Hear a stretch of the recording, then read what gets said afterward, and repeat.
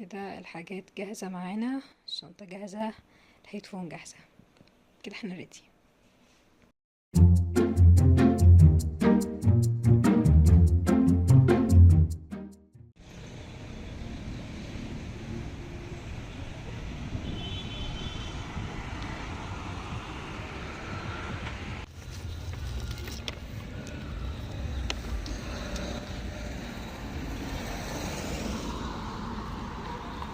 احنا كده دلوقتي وصلنا اهو، الحمد لله بعد معاناة ودهنا كتير طبعا.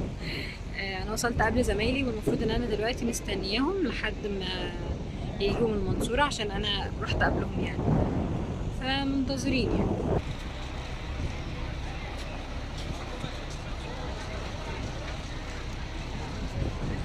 يعني انا الواحد بصراحة ممكن يستغل الوقت الفراغ ده في انه يتفرج على المنظر الجامد ده، يعني صوت البحر مع الهوا.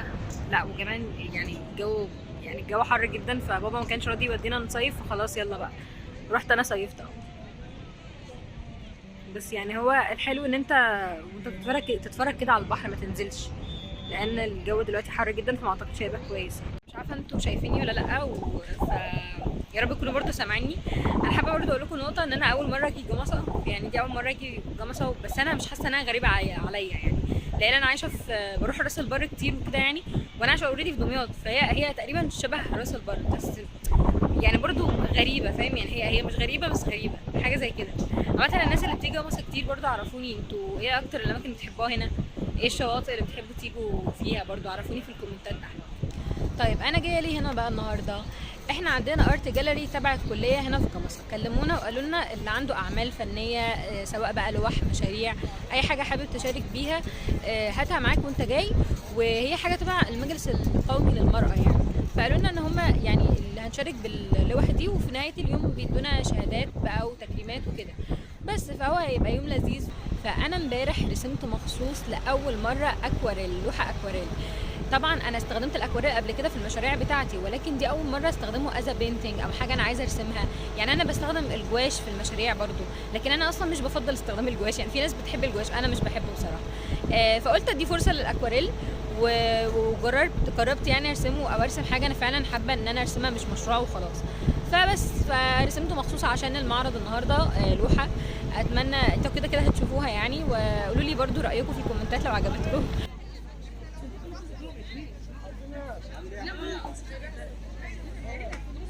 مساء الخير.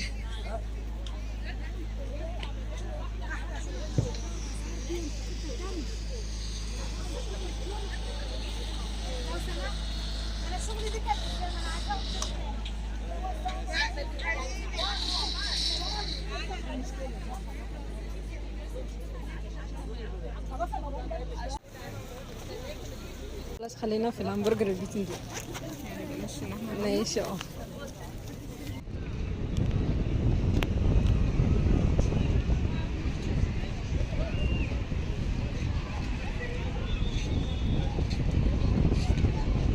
جماعة الناس وصلت اهيت، دلوقتي هنبدأ بقى نعلق اللوح عشان المعرض يبدأ.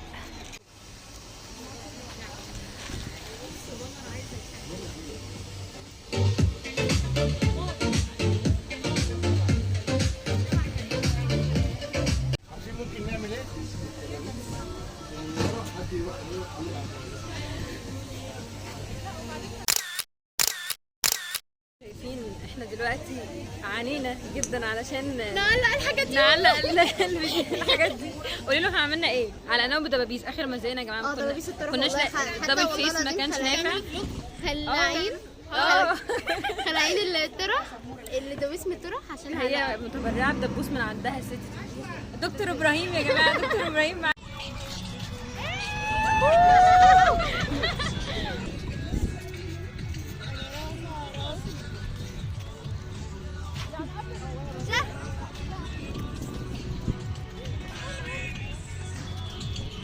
يا جماعه الاغاني اللي هم مشغلينها دي بتفكرني قوي بثالثه ثانوي، يعني اللي هو انا ابن مصر وانا اللي اقدر احقق واقدر ما اعملش مش عارفه ايه.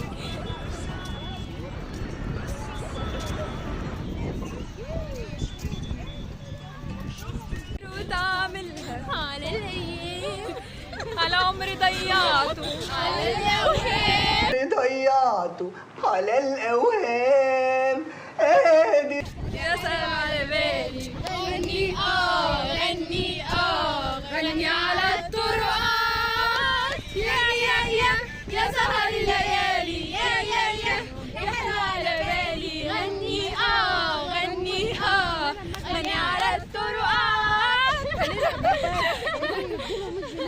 يا جماعه احنا ماشيين بمبدأ البلد اللي محدش يعرفك فيها. يا واد يا تقيل، ياني